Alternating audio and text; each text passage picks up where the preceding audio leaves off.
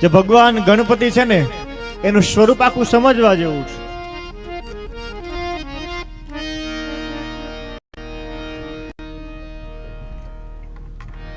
એનું મસ્તક છે તો કે હાથીનું.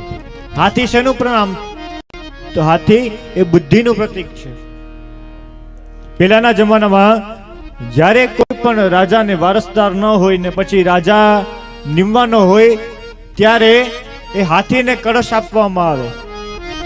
અનેક રાજાઓ બેઠા હોય એમાં હાથી જેને પસંદ કરે એને રાજા નિમવામાં આવતા, જેની ઉપર કળશ રડે. હાથી એ બુદ્ધિનું પ્રતીક છે.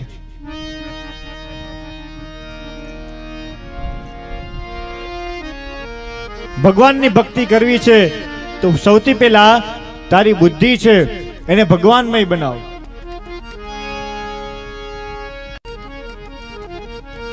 અને આપણે ભગવાન પાસે બધું માગીએ પણ બુદ્ધિ માગીએ, કારણ કે જેની બુદ્ધિ શુદ્ધ છે ત્યાં તર્ક આવતા નથી. જ્યાં તર્ક ન હોય ત્યાં જ ભક્તિ સાચી થાય છે.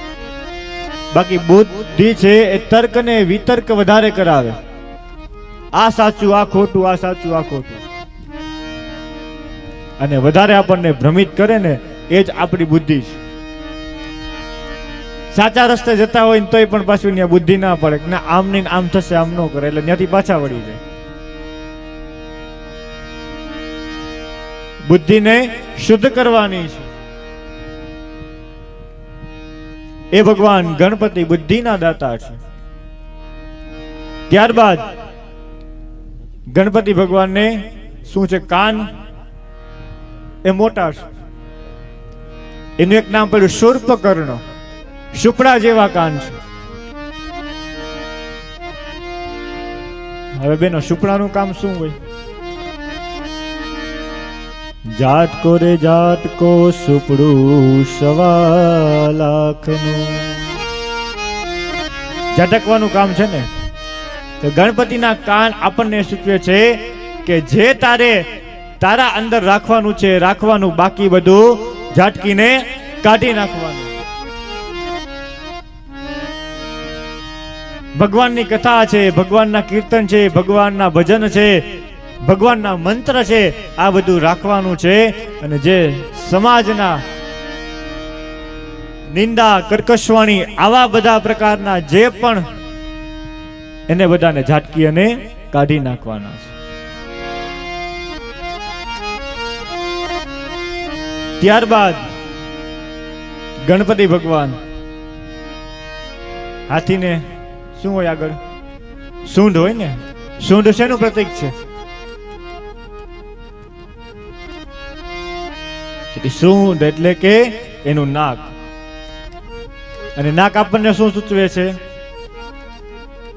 કાઠિયાવાડીમાં બતાવે ને કે ભાઈ તું જી કામ કરવા જાસ પણ એમાં ધ્યાન રાખજે તારું આ નાક. નાક એટલે કે આબરૂ. તારી આબરૂ ને વધારજે, એને ઘટવા દેતા નહીં.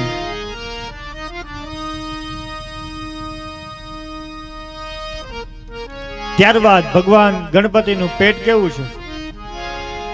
લંબોદર.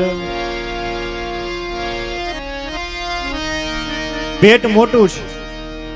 મોટા પેટાળા બનજો એટલે કે જીવનમાં બધું ઉતારતા શીખજો.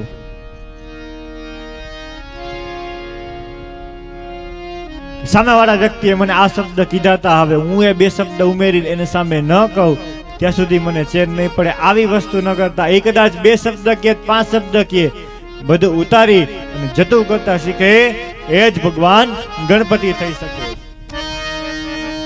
આ એનું સ્વરૂપ છે આખું.